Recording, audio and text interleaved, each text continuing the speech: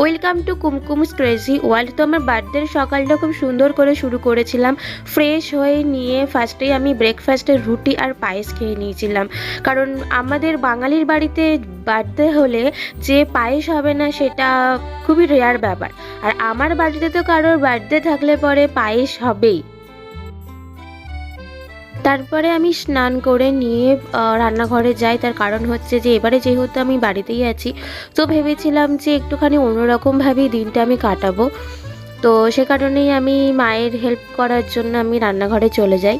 তো যাই হোক, বাড়িতে আসলেই মা মন্দিরে যায়, গিয়ে পুজো দেয়। আমাদের এখানে একটা জাগ্রত কালীবাড়ি আছে, সেখানে গিয়ে পুজো দেয়। তো আমি যেতে পারিনি কিছু কারণের জন্য, কিন্তু মা ঠিকই গেছে পুজো দিতে। আর হচ্ছে মা যেহেতু গেছে কিছু কাজ এগিয়ে রেখে গেছে, কিন্তু ভাবলাম যে মা যেহেতু গেছে তাহলে আমি মায়ের আরও কিছু কাজ এগিয়ে দিতে পারি, তো এইভাবেই মাকে আমি হেল্প করতে পারি।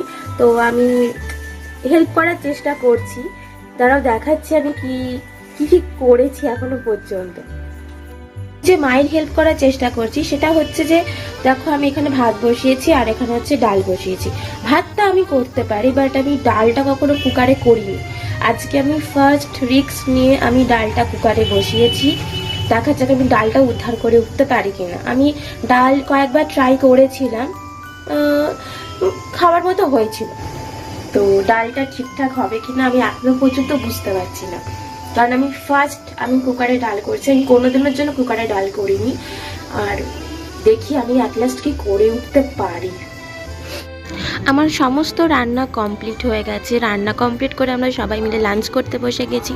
আর আমার বার্থডের লাঞ্চটা একটু নর্মালি ছিল, তার কারণ হচ্ছে আগের দিন আমি এগ বিরিয়ানি খেয়েছি। তারপর রাত্রের বেলা 12টা বাজার সঙ্গে সঙ্গেই মা আমাকে চিকেন ভাত সমস্ত কিছু করে খাইয়ে দেয়। তো মাকে বলেছিলাম এইবারের লাঞ্চটা একটু নর্মালিই করব। লাঞ্চ করে একটু রেস্ট নিয়ে নিয়েছিলাম, তার কারণ প্রচণ্ড টায়ার্ড হয়ে গিয়েছিলাম। তারপরে বিকেলবেলা আমি হঠাৎ করেই সারপ্রাইজ হয়ে যায়। তার কারণ হচ্ছে মা একটা বড় সড়ো কেক নিয়ে এসছে। আমাকে বলা হয়েছিল যে এবারে আমি নাকি কেক কাটতে পারবো না কিছু কারণের জন্য, কিন্তু বিকেলবেলা হট করেই মা বলে তুই যা একটু রেডি হয়ে আয়, দরকার আছে। আমি বললাম কোথাও তো বেরোবো না, কোথাও বেরোবার কথাও নেই বা কেকও আমার কাটা নেই, তো আমি কেন রেডি হবো। তো আমি রেডি হয়ে আসতেই দেখি আমার সামনে একটা বড় সুন্দর কেক। তো আমি প্রচণ্ড হ্যাপি হয়ে গেছিলাম তা দেখে। একটু মন খারাপ হয়েছিল যে এবার আমি কেক কাটতে পারবো না বলে, এবার যখন আমি কেকটা আমার সামনে দেখি প্রচণ্ড হ্যাপি হয়ে গেছিলাম কেকটা দেখে। তারপরে কেক কেটে মা বাবা ভাই সবাইকে কেকটা খাওয়াই। আর এবছরে যেহেতু আমার একটু বড় করেই বার্থডেটা হওয়ার কথা ছিল, কিন্তু কিছু কারণের জন্য আমার সেই বার্থডেটা আর বড় করে হয়নি। তো যাই হোক, এভাবে আমার খুবই ভালো কেটেছে দিন। কেক কেটে তারপরে কিছু ভিডিও বানিয়ে ডিনার করে আমার বার্থডেটা আমি এভাবেই দিনটা শেষ করলাম।